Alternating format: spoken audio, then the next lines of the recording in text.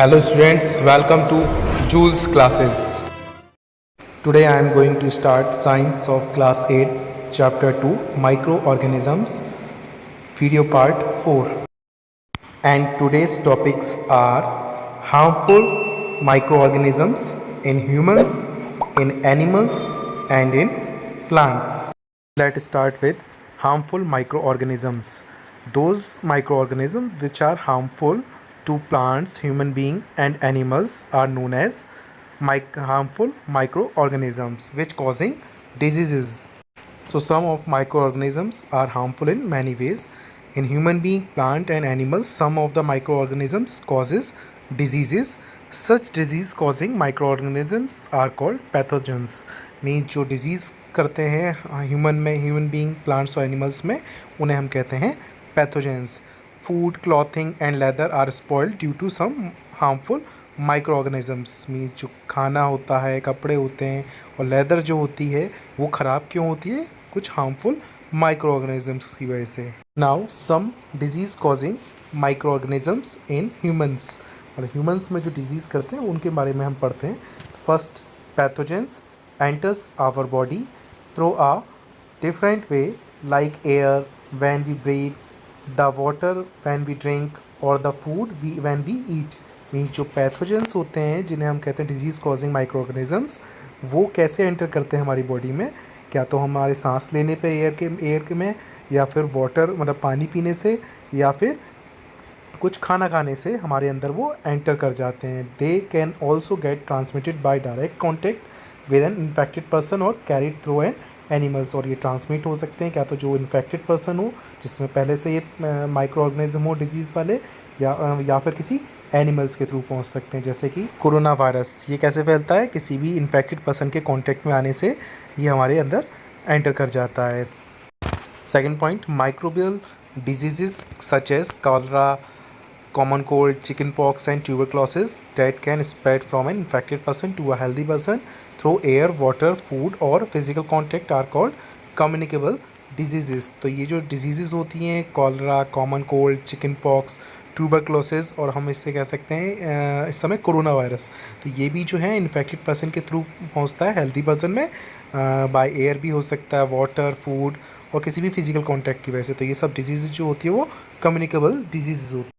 Now there are some insects and animals which act as carriers of diseases causing microbes. तो कुछ insect और कुछ animals भी होते हैं जो इस डिज़ीज़ को कैरियर के रूप में एक जगह से दूसरी जगह तक ले जाते हैं. For example house flies one such carrier. तो हाउस फ्लाई भी इसी तरीके से होती है जो गार्बेज पे या फिर एनिमल एक्सक्रीटा पे बैठ जाती है. उसके बाद वो क्या होती है, उसमें बैक्टीरियाज आते हैं जिसे माइक्रोब्स कहते हैं, और वो क्या होते हैं उसके बॉडीज़ में आ जाते हैं पैथोजेंस, और उसके बाद वो किसी अनकवर्ड फूड पर बैठ जाती है. Means when these flies sit on uncovered food they transfer the pathogens. तो वो क्या होते हैं, पैथोजेंस उस फूड में ट्रांसफ़र हो जाते हैं. तो जो whosoever eats the contaminated food is likely to get sick. तो जो भी उस फूड को खाता है उसको भी वो बीमार हो जाता है. Some more examples of carrier microbes are female anopheles mosquitoes which carries the parasite of malaria. Female Aedes mosquito acts as carrier of dengue virus. तो जो फीमेल एडीज़ मॉस्किटोज़ होते हैं वो क्या करते हैं, डेंगू वायरस को फैलाने का काम करते हैं. Next one, disease causing micro organisms in animals. अब एनिमल्स में जो डिजीज़ करने वाले माइक्रो ऑर्गेनिजम्स होते हैं वो क्या होते हैं? तो some of microorganisms not only cause disease in humans and plants but also in other animals. तो कुछ माइक्रो ऑर्गेनिजम्स जो होते हैं वो एनिमल्स को भी नुकसान पहुंचा सकते हैं. For example anthrax. तो anthrax is an example of dangerous human and cattle disease caused by bacterium. तो एंथ्रेक्स जो होती है ये भी बहुत डेंजरस बीमारी होती है, ह्यूमंस और कैटल दोनों में हो जाती हैं. And next, foot and mouth disease. जो फुट और माउथ डिजीज़ होती है कैटल्स में जो होती है वो वायरस के थ्रू होती है. Next, disease causing micro organisms in plants. तो प्लांट्स में भी कुछ डिजीज़ हो जाती हैं जो कुछ माइक्रो ऑर्गेनिजम्स होते हैं जो डिजीज़ पहुंचाते हैं. तो some of the microorganisms cause diseases in plants such as wheat, rice, potato, sugarcane, orange, apple and others. तो ये सब प्लांट्स में डिजीज़ हो जाती है माइक्रो ऑर्गेनिजम्स की वजह से. तो these diseases reduce the yield of crops. तो क्या करते हैं, ये डिजीज़ होने की वजह से क्या होती है, क्रॉप्स जो फसल होती है उसकी पैदावार अच्छी तरीके से नहीं हो पाती। They can be controlled by the use of certain chemicals. तो इनको कंट्रोल करने के लिए हम क्या करते हैं, कुछ केमिकल्स का छिड़काव करते हैं, कुछ पेस्टिसाइड्स का छिड़काव करते हैं, जिससे माइक्रोब्स जो होते हैं वो मर जाएं और हमारी जो क्रॉप है उसको अफेक्ट ना करें। तो इसके लिए हम काफ़ी सारी दवाइयों का इस्तेमाल करते हैं, जिससे ये जो माइक्रो ऑर्गेनिज़म्स हैं वो ख़त्म हो जाएं। नाउ कुछ डिजीज़ हैं ह्यूमन की, जो किस तरीके से मोड ऑफ ट्रांसमिशन क्या होता है और किस माइक्रो ऑर्गेनिजम्स की वजह से होती है, वो तो हम देखते हैं।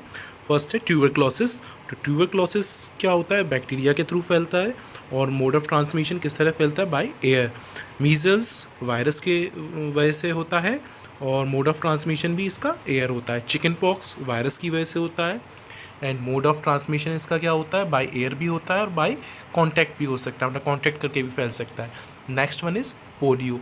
पोलियो जो होता है वो वायरस की वजह से होता है और इसका भी मोड ऑफ ट्रांसमिशन क्या है, एयर और वाटर भी हो सकता है। कॉलरा, कॉलरा किस वजह से होता है, जो माइक्रो ऑर्गेनिज्म है बैक्टीरिया, तो ये भी फूड और वाटर दोनों की वजह से ट्रांसमिशन हो सकता है। इसका मतलब जो फूड कंटेमिनेंट होता है उसकी वजह से भी या वाटर की वजह। टाइफाइड, टाइफाइड क्या होता है, बैक्टीरिया होते हैं इसके पीछे और ट्रांसमिशन क्या होता है, वाटर की वजह से ये ट्रांसमिट होता है एक जगह से दूसरी जगह में, मतलब हम ये कह सकते हैं एक बॉडी से दूसरी बॉडी में। Now here we end with this video. In the next video we will read about food preservation and method of food preservation. Thanks for watching this video.